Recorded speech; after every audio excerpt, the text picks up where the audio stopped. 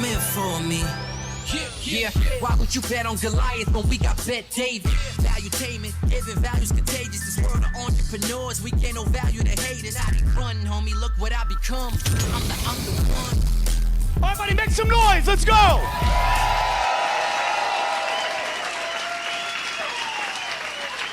Ladies and gentlemen, tonight we have a very, very special event. Many are calling 2024 the most momentous election in a generation. It will dictate where the future of America is heading. Tonight, Valuetainment is hosting our first town hall with a candidate that is surging in the polls like no one expected and is capturing the imagination of voters all across the country. That being said, ladies and gentlemen, please help me welcome to the stage my friend and CEO of Valuetainment, Patrick Bet David! All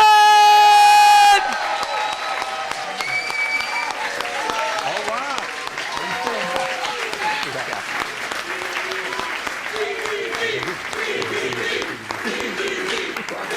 How you doing? How you feeling? You ready? It's a big night tonight. The challenge with Florida, if you don't live here, the traffic here from Miami up to Fort Lauderdale is similar to LA sometime, but we're glad to have the man in the house. I'm going to show you some data about what he's done since the last time we did podcast together, which I believe was January 13th. He doesn't even know I'm going to be showing these numbers to you, but let me properly introduce to you tonight's guest. Our guest is a biopharmaceutical entrepreneur, Harvard grad who earned his JD at Yale Law School while attending Harvard.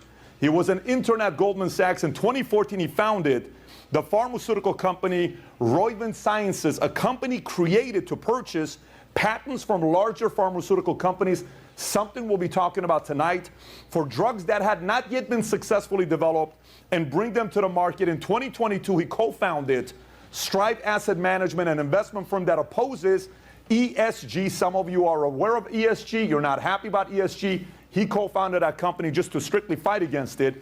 He's written 3 books, Woke Inc., Nations of Victim, Capitalist Punishment, and oh my God, show these Twitter numbers. I can't wait for you to see the Twitter numbers. Mind-boggling when you see these Twitter numbers.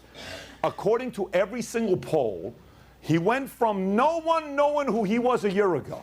If I ask you a year ago, who is Vivek Ramaswamy, you would say, I have no clue. The only people who knew who he was is his wife, his 2 kids, his loved ones, his co-workers, his family, his peers, his classmates, his acquaintances, and his competitors. Today, the world is following what he's been doing in politics, and it's exciting.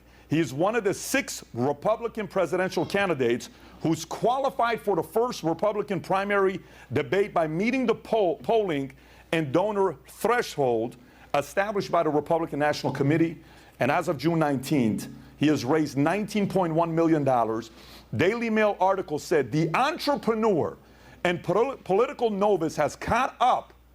We're in the state of Florida, so don't get upset because he is from Ohio. So just take it easy on him. To Florida Governor Ron DeSantis, with both 2024 candidates tied for second after former President Donald Trump in GOP poll. Ladies and gentlemen, please help me welcome the one and only from Cincinnati, Ohio, Vivek Ramaswamy.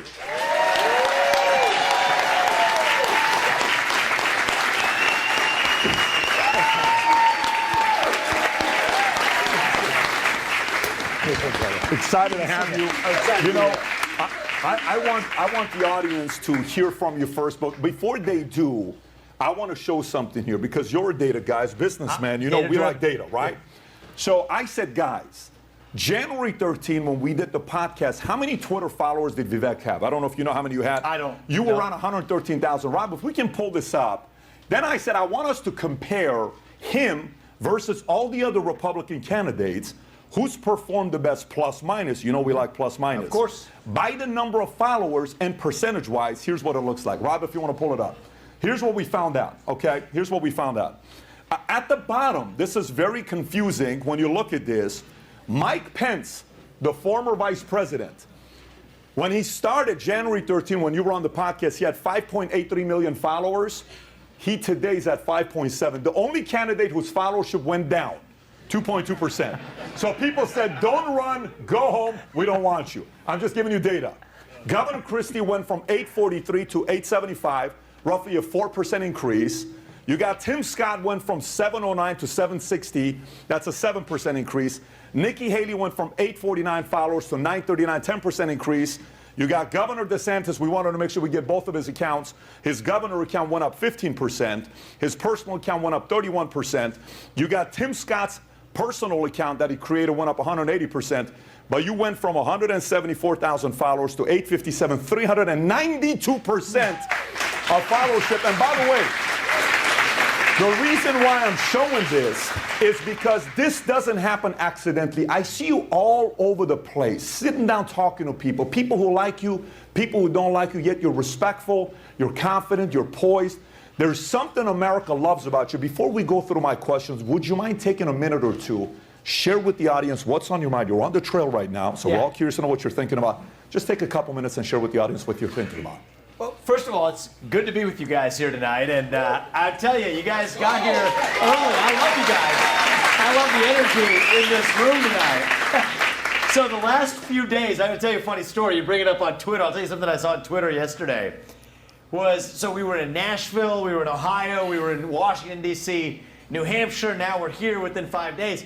There was this trend thing happening on Twitter where people are saying that there's actually a clone, actually. So making it all these events. I wanted to prove, I know we had traffic today, but tonight proves there's no clone. So I'm dispelling that conspiracy theory. We actually just got here because of a little bit late traffic coming from Miami. I'm grateful for all your patience. I'll tell you a bit about me. My parents came to this country 40 years ago with literally no money. I've gone on to found multi-billion-dollar companies.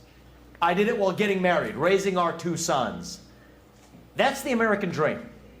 And the thing that is remarkable about this country is that my story, as successful as I've been, it's not an extraordinary story. It is a normal story in a country that is extraordinary. And the reason I'm in this race is that I genuinely worry that that American dream will not be available to my 2 sons and their generation unless we, all of us, do something about it. For a long time, I'm running as a Republican, but I do not talk about Republicans and Democrats. I find it boring. I'm an outsider to politics. I'm proud of that. I'm not a politician. I'm a businessman. But what I see as a deficit in the Republican Party is that for a long time we have been running from something. This is our moment to start running to something, to our vision of what it means to be an American. That's what I want to talk about tonight. To me, what does it mean to be an American? It means we believe in the ideals that set this nation into motion 250 years ago, the ideals of the American Revolution. And I think we have a choice in this election, in this GOP primary. And the way I think about the choice is this. There's other good people running. Many of them are my friends. And you know what? They may not have done as well on the social media follower count growth, but they're good people, okay? But here's the real choice we face. Do you want incremental reform? In which case, somebody else is probably the better choice for you. Do you want reform? Or do you want revolution?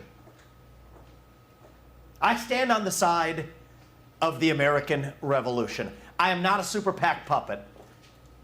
I'm a patriot who speaks the truth, who believes that we, the people, we can handle the truth. We don't need